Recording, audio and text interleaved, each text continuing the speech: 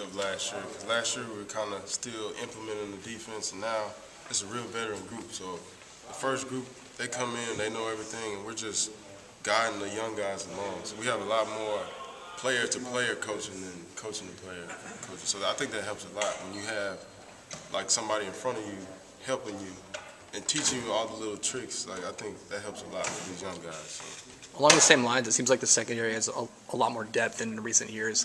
Is that something you see as an advantage, getting work with the younger guys and the older guys? Oh, definitely. We're a lot deeper than last year. I remember this time last year we were pretty thin, and with bringing in all the safeties and corners, they're all good and they're all great. So we all been working together, just pushing each other for that to all get on the field. Because like Coach always says, you never know who has to step up, and we're all just feeding off of each other and getting better. What have you seen from Howard Matthews?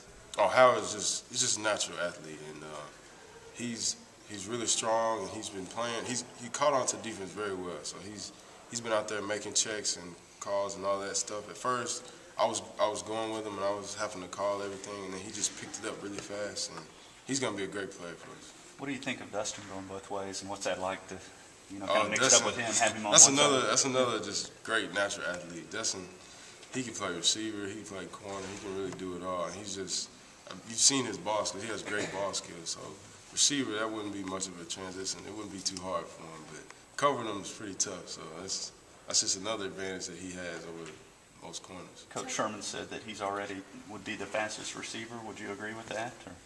Or? Probably between him and Swope. Swope's pretty fast. So, and we have some fast receivers, but it's on the field, fast, he's pretty fast. He's pretty hard to cover. He runs his routes really hard. So. Y'all give Dustin any kind of hard time about that, about going to the other side? I do every once in a while. I call him trader, but just messing around. Whatever helps the team. I know he's just trying to help the team, so it's good. DBs were the guys who couldn't catch the passes, the wide receivers who couldn't catch. So yeah, it's not true. Dustin's proving it wrong. He's proving that thing wrong. So. What's been the difference for Easy from last year as compared to this year? He's turning into more of a leader, I think, and he's just really working hard.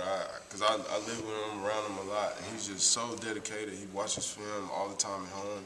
He's just a student of the game. He really loves what he's doing, and I just see that determination factor in him. Like, he's really trying to prove himself and do whatever he can to help his team.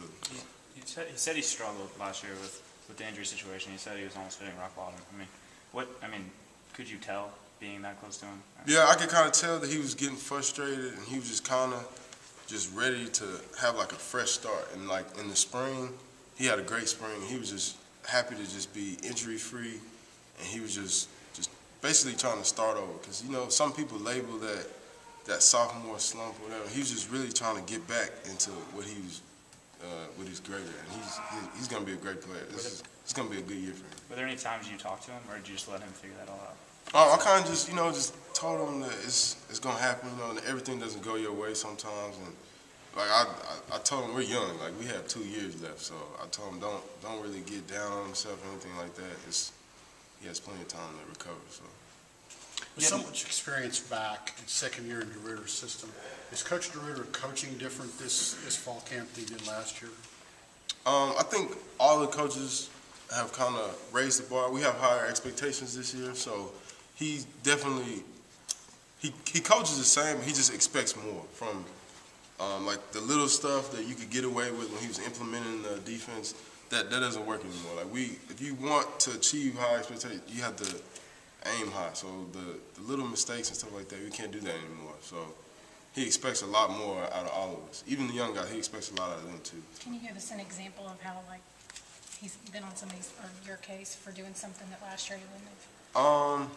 Not off the top of my head, but he's never let anything go. Like no coach is gonna let it go, but he just expects more from us. He expects us to make all the checks and to know the defense pretty well. So. With all the injuries at wide receiver, some of the younger guys have gotten to play. Can you talk about what Malcolm Kennedy and Nate Askew and what makes those guys so good? Malcolm Kennedy, he runs extremely hard, and he plays hard, and like he's just like it's all around. He blocks well, he runs fast, he can catch. He's pretty hard to cover, and Nate is just he's so tall and he's fast too, and he has great hands, so he's gonna be one of those big receiver threats. I feel like. Do you have an opinion on playing the new schedule, the new format, the Big 12, playing everybody round robin, no championship game? I haven't really thought about it. I'm just to get there, we got to beat SMU first. So that's really all I'm thinking about. So. Back to Nate, when you defend against a tall receiver, what's the biggest thing a DB's got to worry about or got to do to offset the height advantage? Well, most receivers like Nate, they're really big, so they're gonna try to like outbody you and things like that. So you kind of have to make up for it. You have to like know your approach. Like if it's a jump ball, sometimes you have to wait till he's on your way down and try to rip it out, or you just kind of have to approach them different than regular receivers. All right. Thanks.